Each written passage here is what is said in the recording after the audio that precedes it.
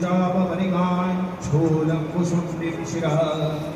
शङ्खं सङ्गतदिङ्गरे स्त्रिनयनां सर्वाङ्गभूषामृता सेवे महाकालिका यावास्वस्वविजयहरो कमलदो मद्धुं मधुं कैटभा भगवती पावागणपतिष्ठात्रि महाकालियै नमः